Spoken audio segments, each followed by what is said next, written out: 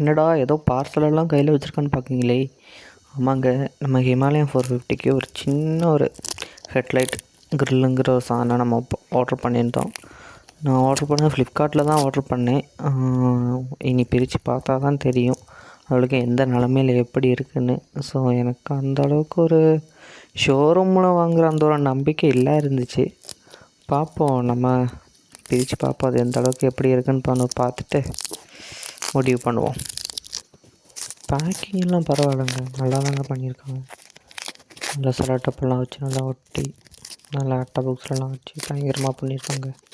இது ஒரு டேமேஜ் எதுவும் வராத அளவுக்கு தான் பண்ணியிருக்காங்க. இனி உங்களுக்கு எப்படி இருக்குன்னு தெரியாதுல்ல, அதே ஒன்று பார்ப்போம்.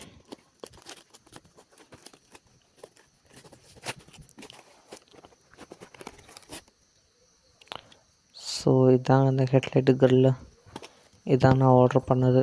இதை நான் உங்களுக்கு ஃபுல்லாக நான் ரிமூவ் பண்ணிட்டு நான் காணிக்கேன்.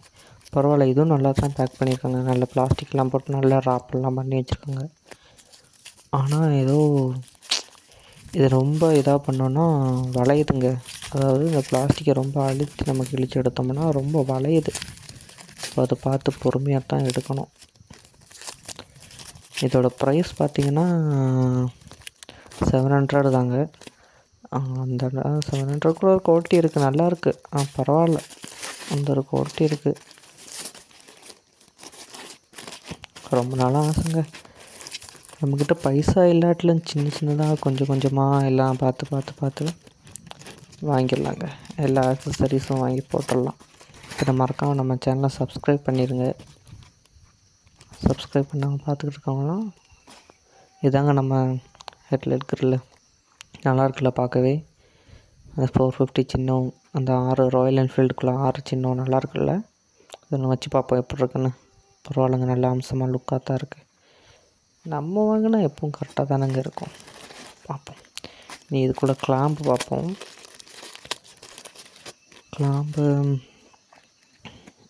கிளாம்புலேயே அந்த ஒரு சின்ன கொடுத்துருக்காங்க, அது பார்த்தா தெரியும்.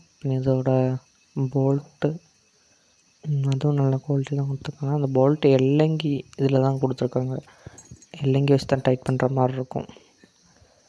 ஸோ அது கிளாம்பு ஒன்று வச்சு பார்ப்போம்.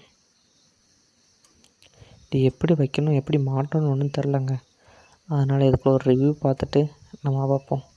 இப்போ நான் சும்மா தற்காலத்துக்கு ஒன்று போட்டு பார்க்குறேன், இது எப்படி வைக்கணும்னு தெரில, பார்ப்போம். ஆனால் இதில் என்னென்னா பார்த்திங்கன்னா, ஒரே சைடு உள்ள கிளாம்பு ரெண்டான கொடுத்துட்டாங்க. ஆப்போசிட் சைடில் கொடுக்கல. அதை நம்ம அட்ஜஸ்ட் பண்ணி போட்டுக்கலான்னு விட்டாச்சு. பார்த்துக்கலாம். அந்த போல்ட் இறங்க கொஞ்சம் பாடாக இருக்குங்க. அது என்னன்னு தெரில, கண்டுபிடிப்போம்.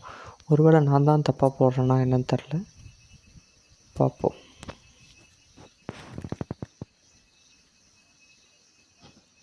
இந்த கிளாம்புக்கும் அதுக்கும் ஹோலு டிஃப்ரெண்ட் இருக்குங்க. என்னென்னு பார்த்தீங்கன்னா, கிளாம்பு சின்னதும் அந்த க்ரில் இருக்குல்ல அது பெருசாகவும் இருக்குங்க, 10 மடிக்கு. ஸோ அது என்னென்னு பார்த்து அடித்து நிமித்தி எல்லாம் செட் பண்ணிவிட்டு வரேங்க. ஓகேங்க, தான் எல்லாம் ஃபிட் பண்ணியாச்சு. இனி நம்ம என்ன பைக்கில் ஃபிட் பண்ண போகிறோம். அதுக்கு 2 சைடில் உள்ள நட்டு போல்ட்டு ஃபஸ்ட்டு கழட்டி எடுத்துக்கலாம். இந்த சைடு ஒரு சைடு நம்ம கழட்டி 2 சைடு, ஏன்னா நம்ம சிங்கிளாக தானே வேலை பார்க்கோம். அப்போ 2 சைடும் கழட்டி எடுத்தோம்னா ஹெட்லைட் பிடிக்க ஆள் இருக்காதுங்க. ஃபஸ்ட்டு ஒரு சைடு கழட்டி பார்த்துட்டு அப்புறம் அதை எடுத்து போட்டு அடுத்து 2வது அந்த சைடு எடுத்து கழட்டி போடுவாங்க. ஃபஸ்ட்டு இது போட்டு லைட்டாக அட்ஜஸ்ட் பண்ணி வச்சுக்கலாம். சின்ன ஒரு டைட்டு வச்சுக்கலாம். ஐயோ, அது கண்டுக்காதீங்க, அதை அப்படிலாம் தான் போகும். நம்மக்கிட்ட பெரிய டூல்ஸ் எதுவும் இல்லைங்க. இது பைக்லேயே கொடுத்த டூல்ஸு, அதனால் அதை வச்சு அட்ஜஸ்ட் பண்ணி போட்டுக்கலாம். இப்போ இந்த சைடும் போட்டாச்சு. கொஞ்சம் டைட் பண்ண தான் கொஞ்சம் பாடாக இருக்கும், பார்த்துக்கலாம். இப்போ கரெக்டாக லெவலாக வச்சு பார்த்து போட்டுக்கலாங்க. பரவாயில்ல, நல்லா லுக்காக தாங்க இருக்குது.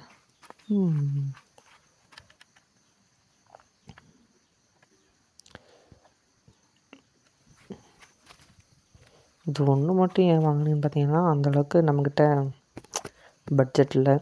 ஸோ கொஞ்சம் கொஞ்சமாக வாங்கி போடலான்னு ஒரு சின்ன ஒரு பிளான்லேருந்து. இனி இது கொஞ்சம் சாதனம் ஆக்சசரிஸ் எல்லாம் கொஞ்சம் கூட வாங்கணுங்க.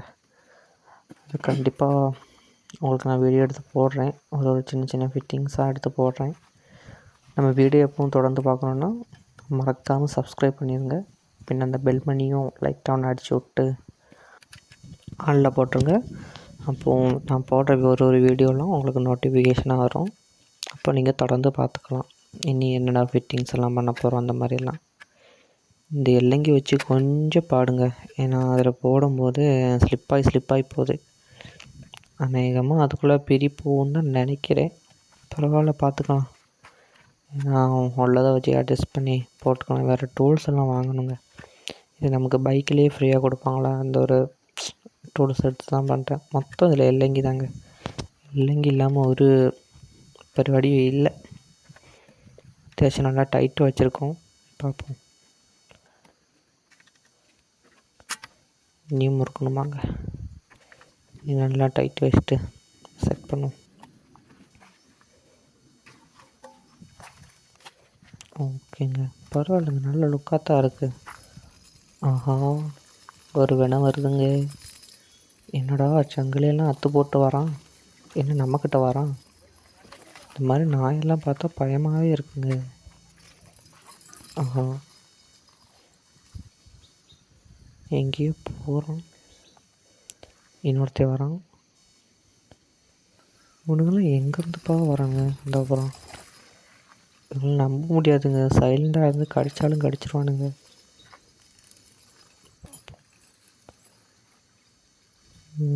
ஏறி எங்கேயோ போகிறோம். இதுக்கு முன்னாடி நான் இந்த ஏரியாவில் இதை பார்த்ததே இல்லைங்க.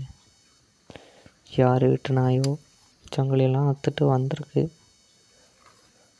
அவன் பாட்டுக்கு போட்டோம், கடிக்க மாட்டான், கடிக்கவும் வரமாட்டான். நம்ம வேலையை பார்ப்போம். இதாங்க ஃபைனல் லுக்கு. பரவாயில்லைங்க, நல்லாயிருக்கு, நல்ல லுக் அம்சமாக இருக்குது. ஓகே கைஸ், அப்போ அடுத்த வீடியோவில் சந்திப்போம். மறக்காமல் நம்ம சேனலை சப்ஸ்கிரைப் பண்ணுங்கள், அந்த பில் பண்ணி அடிச்சு விடுங்க. ஓகே, பாய். அடுத்த ஒரு புதிய வீடியோவோட வரேன். ஓகே கைஸ், பாய்.